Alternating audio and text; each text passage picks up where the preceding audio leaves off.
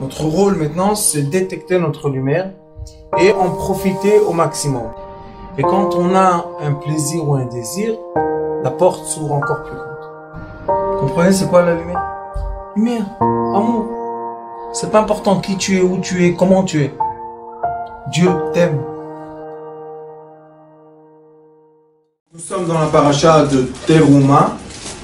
Et dans la paracha de Teruma veut dire le don qu'on donne. Teruma, c'est un don, d'accord.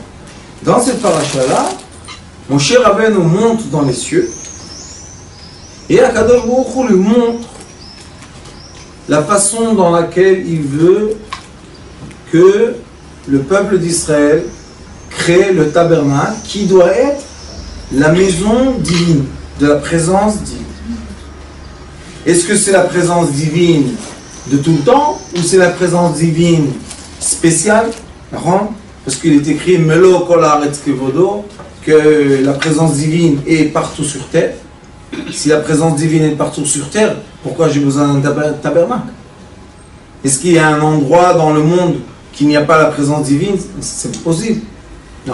Et la présence divine fait vivre tout minéraux, végétaux, animaux, êtres, solides, liquides, gaz, lumière. Donc, qu'est-ce que j'ai besoin de ce tabernacle? Pourquoi j'ai besoin du temple? Pourquoi on est obligé de dire, premièrement, qu'il y a une place spécifique pour ça? Première question. Et qu'est-ce qui se passe dans le monde entier? Deuxième question, est-ce que dans cette paracha, vraiment se crée l'endroit maintenant dans cette paracha, ou bien la paracha c'est juste une vision? On a une paracha entière qui nous explique comment Moshe visionne, et dans deux parachas, on va voir laquelle Moshe crée. Et quand il crée, encore on nous donne les mesures, des tables, des trucs. La Torah, vous savez, elle est très avare en mots. Chaque mot, chaque lettre, c'est très juste. On se pose la question, pourquoi la création de ce tabernacle avec les outils, pourquoi ça se dit deux fois? Dis-moi ça, ou parachat Teruma, ou parachat Vayakel, tu me dis voilà, fais ça et ça et ça. D'accord, j'ai compris, je fais ce que tu me dis. Parce que le ciel et la terre, il y a la partie spirituelle et il y a la partie matérielle. Mais à la fin, le tabernacle a été quoi? Matériel. Donc dis-le-moi, dans l'aspect matériel. Nous avons quelque chose de très bizarre, deux plans. Il y a le plan de la vision de Moshe Rabbeinu et le plan de l'action sur terre. Pourquoi deux? Vayedaber Hashem el Moshe. Les mots. Akadosh Baruch Hu parle avec Moshe pour dire les mots. Daber el Bnei Israël. V'ikru li teruma me'et kol ish asher yidavenu libo. Il lui dit v'ikru li teruma.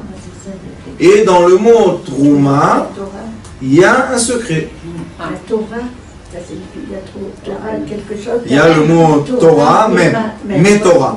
C'est Mea Torah. Mais il y a un autre secret. Le secret est Terei Ma. En araméen, Trei, c'est deux. Ma, c'est 45, c'est l'homme. Cette paracha veut nous dire, sachez qu'il y a deux hommes. C'est quoi deux hommes? Qu'est-ce que c'est que ces deux hommes? Qu'est-ce que c'est ça? Eh bien, sachez qu'il y a l'être humain physique et il y a l'être humain spirituel. Est-ce que nous sommes seulement ce physique ou bien nous sommes quelque chose qui est aussi au-delà du physique? Si nous sommes seulement le physique, la Torah doit nous parler seulement dans l'aspect physique. Mais si la Torah nous donne un parchemin entier d'une création physique, et après elle répète les mêmes choses, les mêmes dimensions, les mêmes dans le physique, veut dire que la pensée est au-delà de l'action. Et il est écrit, sauf Maaseh, la fin de l'action, B'marshava techila avec une pensée avant. Que chacun construit son petit métamigdash à l'intérieur de sa mère. Vous parlez de la religion? Je suis pas religieux. La Torah, c'est les rôles qui nous indiquent quoi? Le comportement de l'être avant qu'on commence avec les religions et les histoires, qui est plus grand, qui est plus petit, qui est plus savant. Je parle pas de ça, moi je suis simple. Presque un singe. Simple. Mais dans cette simplicité de l'être, il faut se reconnaître quand même. Quoi? Qui je suis? Pourquoi j'ai des actions? Pourquoi je parle? Et pourquoi des fois je pense? Et pourquoi des fois je ressens? Et pourquoi des fois j'aime? Et pourquoi des fois j'aime pas? C'est bien construit toute cette histoire. D'accord? Une personne vit, je sais pas moi, 80 ans, eh bien dis donc, le paquet il pèse, hein? C'est quoi ce paquet? Pourquoi on dit ça? Pourquoi ça pèse? Qu'est-ce qu'il y a? Mes pensées c'est n'importe quoi. Je pense ce que je veux. Oui, tu penses ce que tu veux. Oui. Et après, qu'est-ce que tu fais avec ces pensées? Mais je fais rien du tout. Est-ce que tu es capable de quoi? D'ignorer tes pensées? Non. Non, je peux pas. Mais est-ce qu'elles sont en l'air, les pensées? Parce qu'elles nous empoisonnent l'esprit. On dit bien, elles nous empoisonnent l'esprit. Est-ce qu'elles sont Il y a les pleines pensées de- positives et les Qu'est-ce qu'il y a? Il y a un monde entier, invisible, qui est dans notre dans notre être. cerveau. Ce monde invisible nous envoie plein de messages positifs ou négatifs. Notre corps traduit Traduit ces messages. les messages en paroles, en actions, en attitude, en plein de choses. Eh oui. Oui, alors la Torah nous dit, faites attention mes enfants, vous n'êtes pas l'action du tout. L'action c'est la fin du processus qui commence. Donc quoi? Très Pensées. homme. Il y a deux hommes essentiels. Il y a l'homme lumière et il y a l'homme matière. Ce sont les deux êtres essentiels. Avant qu'une personne grandisse, elle sort du ventre de sa maman, il y a ce qui s'appelle l'image fantôme. On peut voir l'espace de lumière dans lequel l'être humain va grandir. On fait ça dans la main, on photographie la main d'un enfant et on voit l'espace fantôme et on dit cet enfant il va avoir une main 22 cm. Il va avoir une main 18. Il va avoir une main, je sais pas, 15. Pourquoi on dit ça? Parce que la lumière est toujours avant la matière. Nous, on voit la lumière de la lampe sans regarder la lampe. Parce que la lumière, toujours, comme c'est la matière la plus légère, elle est toujours en avance. Et qu'est-ce qu'elle fait? Elle contourne la matière. Donc, quand on veut influencer la matière, mon cher Rav Tzadik, on doit travailler la lumière. Et si on travaille la lumière comme il faut, la matière vient dans nos mains sans bouger. Et si on ne travaille pas la lumière comme il faut, eh bien la matière ne se comporte pas comme on veut. Et qu'est-ce qu'on dit? Rav, j'ai fait des prières, j'ai fait Teilim 40 jours, j'ai fait Perek Shira 40 jours, j'ai fait... Je dis, qu'est-ce que c'est ça? On achète et on vend de la matière, qu'est-ce qui se passe? J'ai fait ça et ça, pourquoi ça ne marche pas?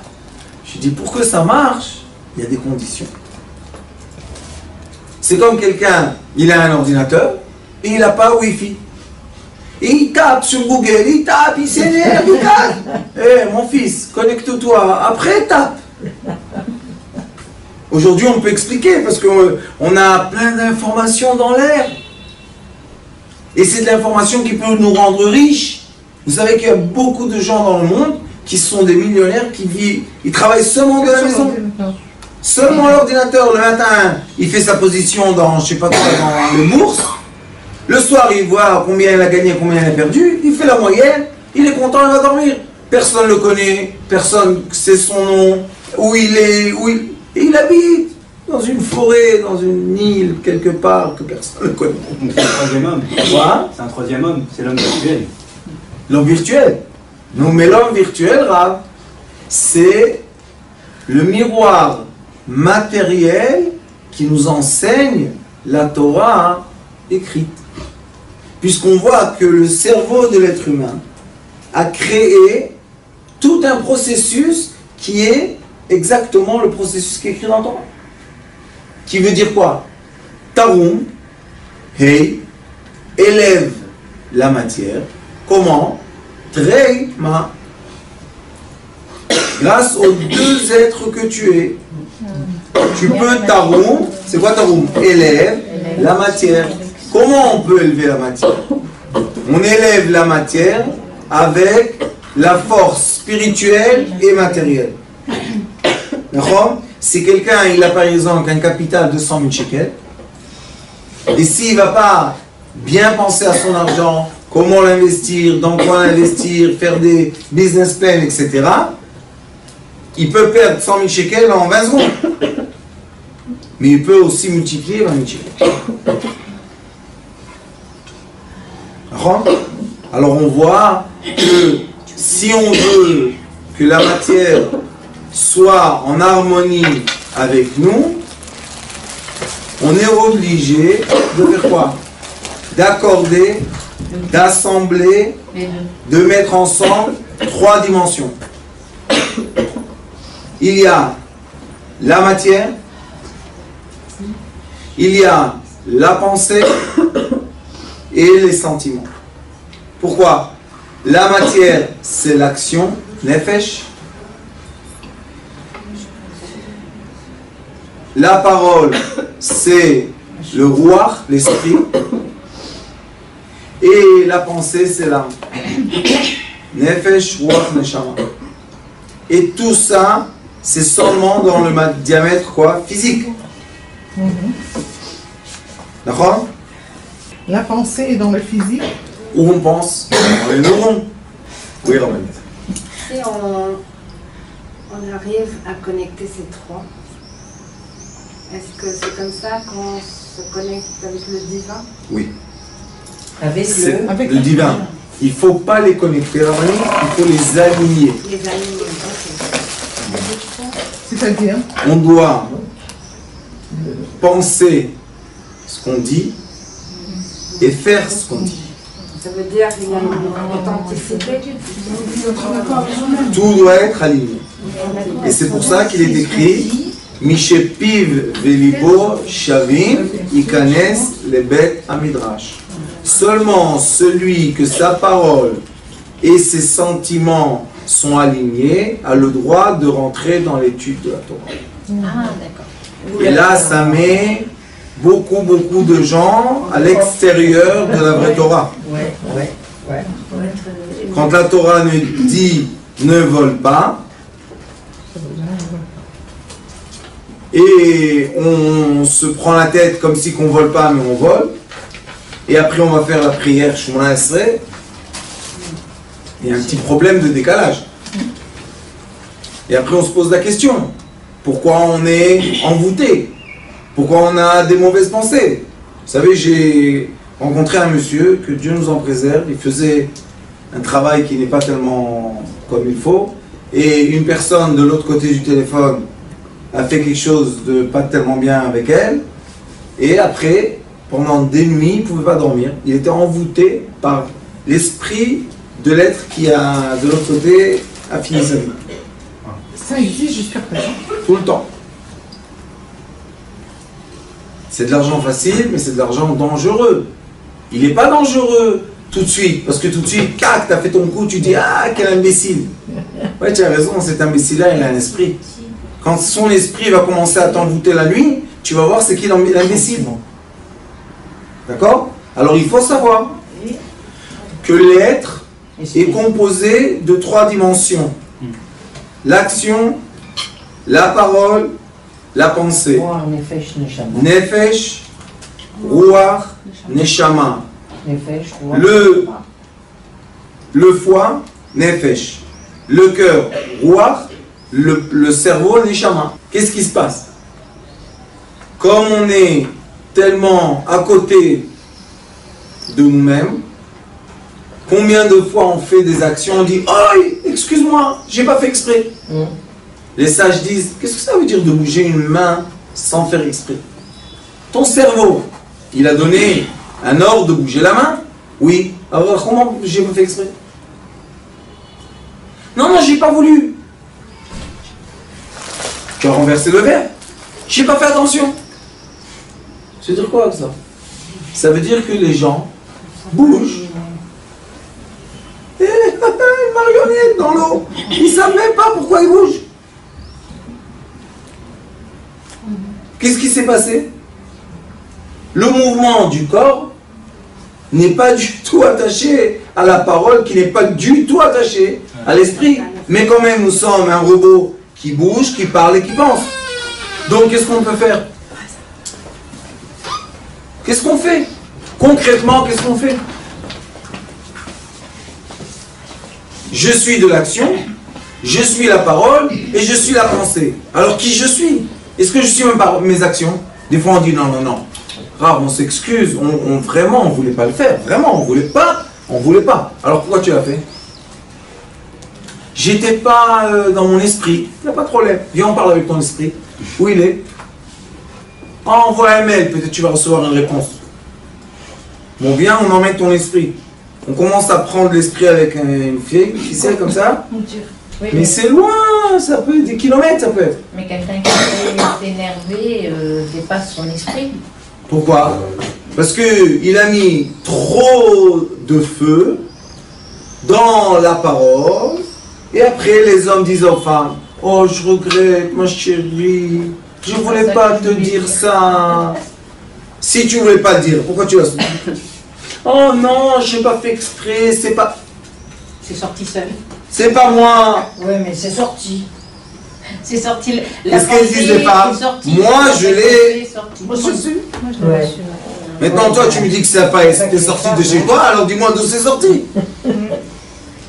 Et après ils disent, non, on lui dit, vous savez, on fait des consultations de couple. Alors on dit à l'homme, écoute, avant que tu parles, réfléchis. Mon père, Allah Shalom, me disait, tu tournes la langue 10 fois dans ta bouche avant que tu sors un mot. Ouais. Il a raison. Pourquoi? Parce que si je ne dis pas ce que je pense, les gens vont avoir la pensée de moi tordue. Mais est-ce que les gens ont voulu penser de moi de façon tordue? Non. Qui les a emmenés à cette pensée? Toi. Ah, qu'est-ce que tu veux que je fasse maintenant? Pardonnez-moi, il n'y a pas de problème, on te pardonne, il n'y a pas de problème, viens, Yom Kippour, on a tout nettoyé. Pas Yom Kippour, Rosh Chodesh, on a tout nettoyé. Pas Rosh Chodesh, vendredi, on a tout nettoyé. Pas vendredi, minuit, on a tout nettoyé. Ah! Mais quand tu recommences, est-ce que ça nettoie vraiment? Alors on te pose la question maintenant, pourquoi tu l'as refait? Excuse-moi, tu es la seule au monde, Akadosh Baruch Hu a dit à mon cher Rabbeinu, écoute, pour qu'on vive bien ensemble, en harmonie, le peuple d'Israël et Akadosh Baruch Hu, vous, les Hébreux, vous allez faire une action que je demande à personne d'autre, mais vous allez la faire que votre pensée est alignée à votre cœur, à Sheridaven au Libo, d'accord? Vous allez Trouma, vous allez être l'homme céleste, l'homme du cœur et l'homme de l'action alignés avec moi. Et c'est pour ça que si vous regardez tous les sacrifices qu'il y avait au temple ou dans le tabernacle, ce sont des sacrifices qui sont dus à quoi? Au feu. Pourquoi le feu? Pourquoi les fumées? Pourquoi les fumées qui montaient dans les cieux? La fumée du grand autel, la fumée des épices et la lumière qui vient de la menorah. Pourquoi ça? Parce que la fumée, tout le temps, monte en haut. Une flamme, tout le temps, veut aller en haut. Alors il nous a dit, regardez, moi, je vais mettre une force sur terre, que par la force qui existe sur la terre, on va tester est-ce que votre parole, votre pensée, votre action a été En accord. Oui, c'est en accord. Et un des plus grands secrets du temple était que quand la personne qui emmenait le sacrifice avait une mauvaise pensée, Ça suffisait la pensée, hein. Elle emmène un veau. Vous savez combien coûte un veau? Je sais pas moi, 7000 shekels. Il lui dit, voilà, Cohen, je te donne le veau. Et il dit, excuse-moi, j'ai pas fait... Et ils emmènent le veau.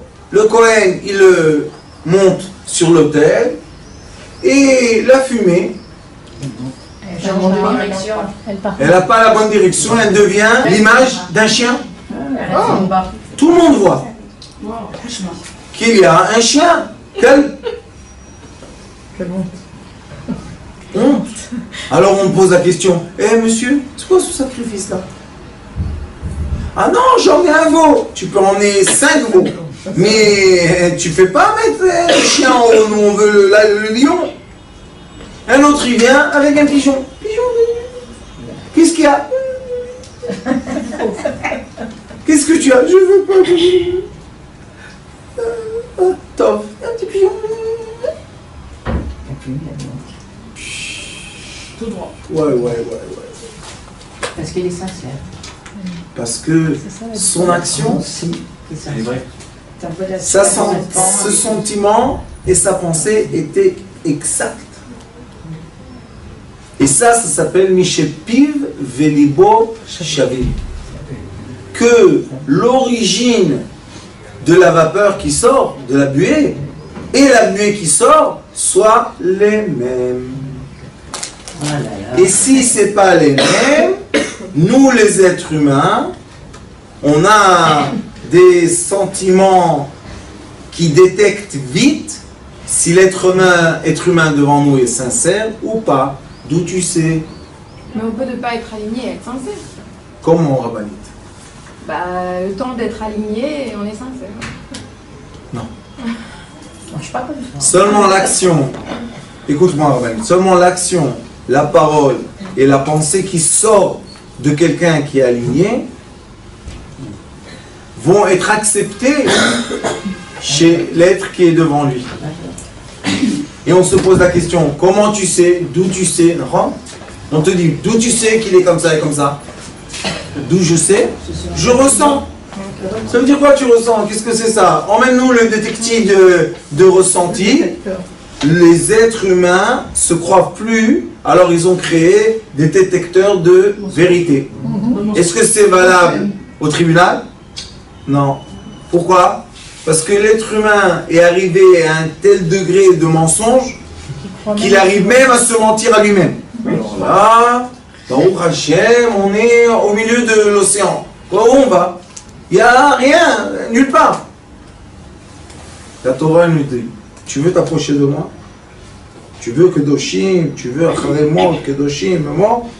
Avec moi, tu vas être seulement aligné. Ça veut dire qu'il y aura sur terre un endroit qui va représenter la vérité de la terre entière. C'est pour ça que Sukkot, on donnait les Hébreux sacrifices, 70 sacrifices en tout. Pourquoi? 70 nations. 70 nations. On est là pour dire quoi? Pour dire que les 70 nations aussi sont alignées à la vérité divine. C'est pour ça que aussi les nations n'ont pas le droit de l'idolâtrie. Pas seulement nous, eux aussi ils n'ont pas le droit à l'idolâtrie. Pourquoi? Parce que tout le monde doit reconnaître que la présence divine est la vérité absolue. D'accord? La reconnaissance de ça ne peut pas être chez quelqu'un que son cerveau, ses sentiments et ses actions ne sont pas dans le même point. Vous savez, il y a des coordonnées, il y a X, Y et Z. Au début, au milieu, quand ils se rencontrent tous, là-bas, personne a une valeur. C'est 0, 0, 0. On rend 0 Y, 0 X, 0 Z. Donc, l'être humain qui arrive à rentrer dans la dimension du point 0, c'est l'être humain qui arrive à être aligné. Seulement quand j'ai réussi à vivre le point, maintenant je peux vivre l'émotion. Après l'émotion, l'union. Ça, c'est deux attributs qui nous entourent tout le temps. Mais on ne peut pas avoir l'accès à ces attributs si on ne passe pas les autres. Parce qu'ils sont un dans l'autre, dans l'autre, dans l'autre. C'est des sphères, enveloppées de sphères. On ne peut pas sauter d'une sphère à l'autre. Il y a un test pour savoir si on est aligné ou pas? Oui. Ah. Une des façons les plus faciles de voir, c'est est-ce que la personne arrive de rentrer dans une paix et dans un silence C'est très dur. en un instant. Pourquoi c'est très dur? Parce que les gens qui veulent atteindre 2.0 vont dire j'ai eu des pensées, j'ai pas réussi à me concentrer, j'ai eu des idées qui sont venues, mes enfants, mon mari, ta. Si tu es tellement distrait et tu n'arrives pas à reconnaître un point de silence, c'est très bien de savoir faire de la méditation avec le corps, c'est très très bien, sauf que dans les méditations qui viennent du monde des moines, la méditation est que je régénère l'énergie dans moi-même. Ouais. Et nous, on n'est pas dans l'énergie séparée. Chez nous, c'est l'énergie unie du masculin et du féminin ensemble.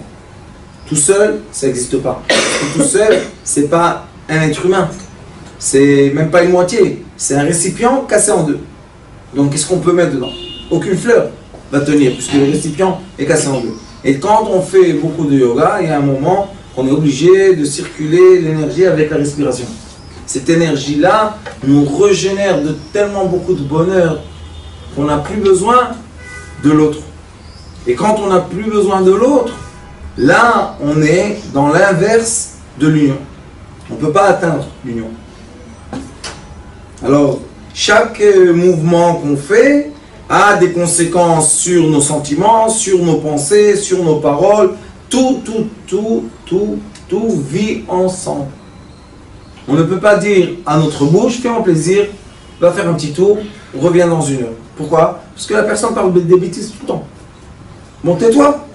Je peux pas. Alors va-t'en. Non, on veut le corps ici, la parole dort. On peut? On peut pas. Donc l'éducation de la Torah est quoi? Sache qu'il y a deux êtres. Et l'être qui est quoi? Le pont entre les deux êtres. Ces trois êtres-là, qui sont dans la dimension du corps, sont obligés d'être alignés à un point. Ça s'appelle le point de lumière qui est là. Ce point-là, c'est la connexion au divin. C'est la fontanelle quand le bébé est petit. Que c'est ouvert. C'est ouvert. Pourquoi? Parce que quand le bébé est petit, le bébé reçoit tout le temps de l'énergie et lui, le bébé, il est aligné. Son corps, son cœur, sa pensée, il veut manger, il crie. Il tape des pieds, il crie, il est rassasié, il veut dormir, tac, il s'endort. Maintenant, écoutez bien.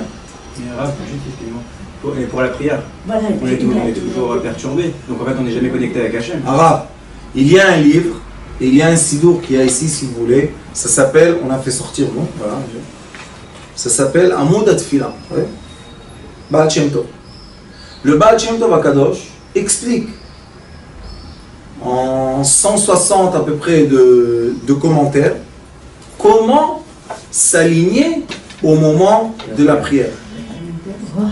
On doit, pendant la prière ou pendant l'étude ou quand on veut vraiment vivre quelque chose de vrai, on est obligé de tout rassembler à un endroit. Vous savez comment il appelle ça? Quand l'être humain ne ressent plus son corps. Quand est-ce que l'être humain ne ressent plus son corps? Quand il dort. C'est quoi la mitzvah de Purim qui va être dans quelques jours? Et ceux qui veulent envoyer Matanot, la Yonim, et etc. et à PayPal, c'est quoi? Dormir, dormiter. C'est écrit. Il faut boire du vin jusqu'à quand que ma conscience fait ça. Moi, je pense que je dors, mais après je continue à parler. Qui parle maintenant? Moment intérieur. Vous posez la question à l'être humain, quand est-ce que tu es dormi? Ah, je me rappelle que j'ai juste dit quelque chose à mon frère et boum, je me suis endormi. Oui, depuis la caméra, elle t'a bien photographié, tu étais bien filmé, tu dormais pas du tout. Mais lui, Il était sûr qu'il dormait. Ça s'appelle dormité. C'est quoi dormité? Quand je permets à tous les bruits physiques de s'éteindre et maintenant permettre la parole spirituelle de s'appliquer. Alors oui, Et la force de l'Hitbo des doutes, quand on fait la Hidbo des doutes, d'après, il y a beaucoup de façons, mais nous, notre façon de Hidbo des doutes, c'est rentrer toujours dans le point zéro. Toujours être rien.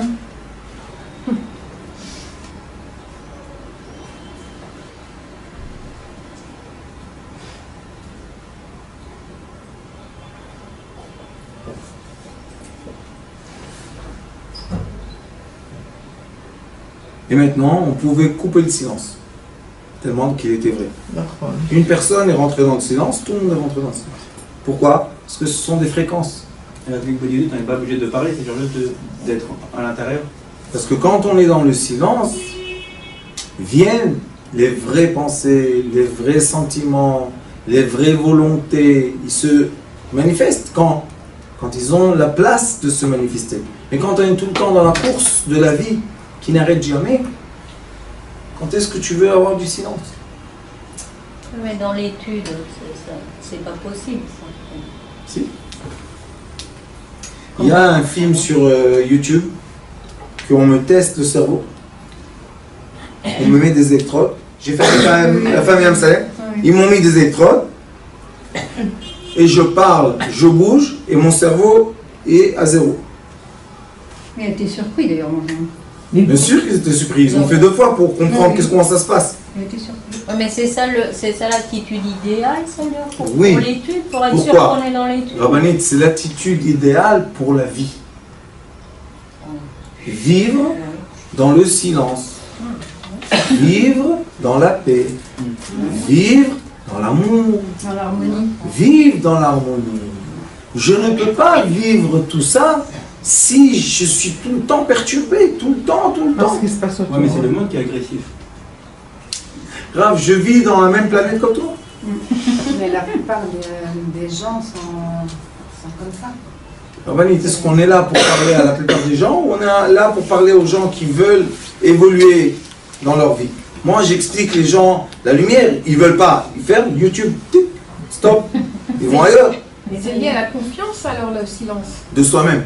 Ce qui se passe, c'est que notre confiance de soi-même est dépendante beaucoup de la confiance que l'entourage nous a donnée. Mais quand l'entourage n'a pas la patience de nous donner sa confiance, on reçoit la confiance des gens qui ne sont pas aptes ou adaptés de donner des confiances.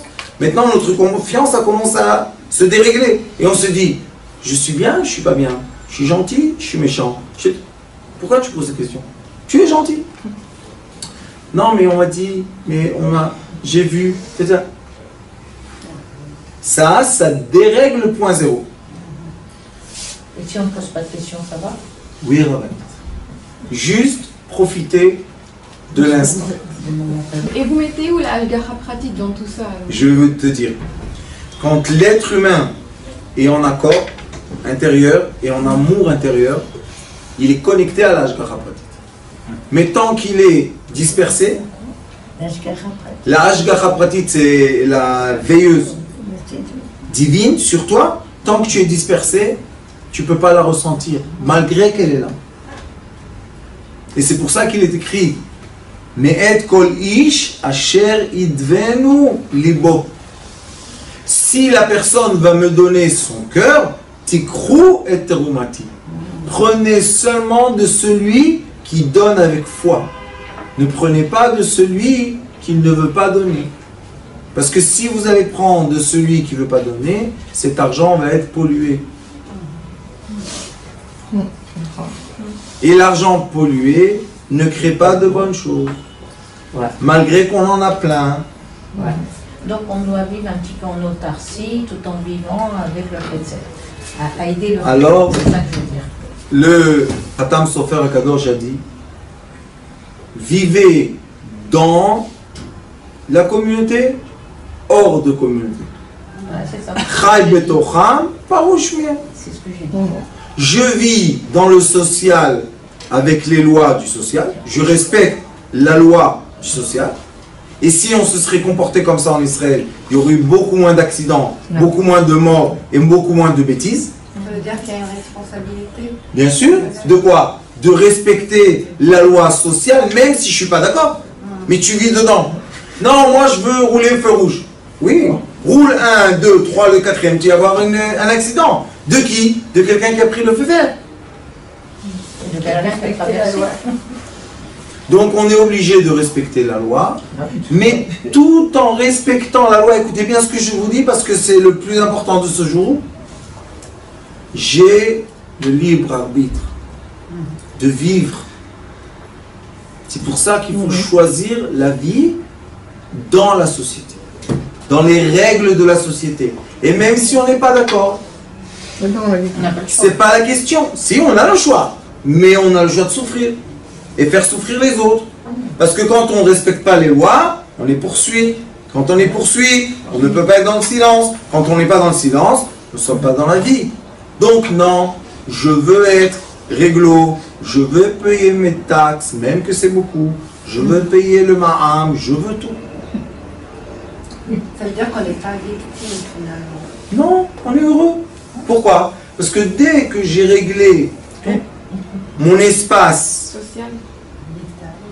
de quoi? L'être spirituel, j'ai réglé le confort de l'être matériel.